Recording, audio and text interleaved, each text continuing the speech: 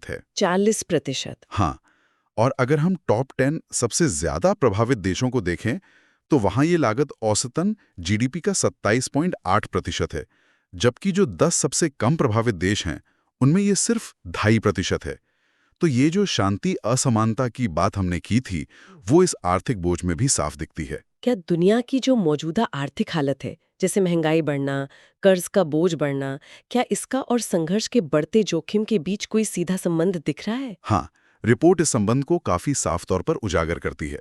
बढ़ती महंगाई, सरकारों पर बढ़ता कर्ज का बोझ, खासकर विकासशील देशों में जो अपने रेवेन्यू का औसतन 42% सिर्फ कर चुकाने में लगा रहे हैं। 42%? जी, और व्यापार में बढ़ती रुकावटें, ये सब मिलकर सामाजिक तनाव और संघर्ष के लिए एक तरह से जमीन तैयार कर सकती हैं। कई देशों में सरकारों को खर्चों में कटौती करनी पड़ रही है, जिससे सामाजिक अशांति बढ़ रही है।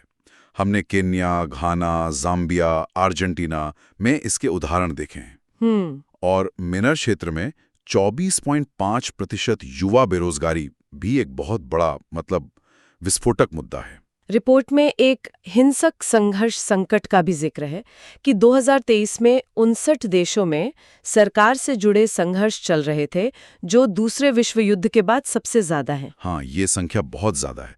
और सिर्फ संख्या ही नहीं, इन संघर्षों का जो चरित्र है वो भी बदल रहा है। ये संघर्ष अब ज्यादा लंबे खिंच रहे हैं और कम निर्णायक रूप से खत्म हो रहे हैं।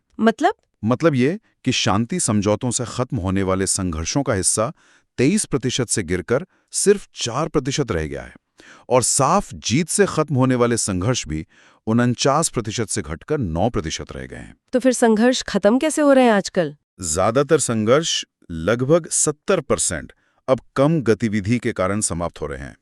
इसका मतलब है कि लड़ाई तो एक तरह से थम जाती है, लेकिन जो असली मुद्दा है वो हल नहीं होता। अच्छा, तो ये फ्रोजन कॉन्फ्लिक्ट बन जाते हैं? हाँ बिल्कुल, ये अक्सर जमे हुए संघर्ष बन जाते हैं, जैसे बर्फ के नीचे दबी आग जो कभी भी दोबारा भड़क सकती है। ये असल में शांति नहीं होती, बस एक तरह का युद्ध विराम होता है। आईआईपी ने ऐसे 9 मुख्य कारक भी बताए हैं जो किसी छोटे संघर्ष को बड़े युद्ध में बदल सकते हैं, जिन्हें वो कॉन्फ्लिक्ट एस्केलेशन फैक्टर्स कह रहे हैं। इनमें से कुछ अहम कारक कौन से हैं? इन 9 कारकों में कुछ प्रमुख हैं, जैसे बाहरी ताकतों से सैन्य मदद मिलना, किसी खास जाति समूह को सत्ता से बाहर रखना, विद्रोही गुटों की लॉजिस्टिक सप्लाई लाइन का मजबूत होना, संघर्ष का शहरों से शुरू होना, और जो नॉन स्टेट एक्टर्स हैं, गैर सरकारी लड़ाके, उनके पास भारी हथियारों का पहुंचना। इतिहास में देखें तो स्पेनिश गृह युद्ध, ग्रीस का गृह युद्ध, श्रीलंका,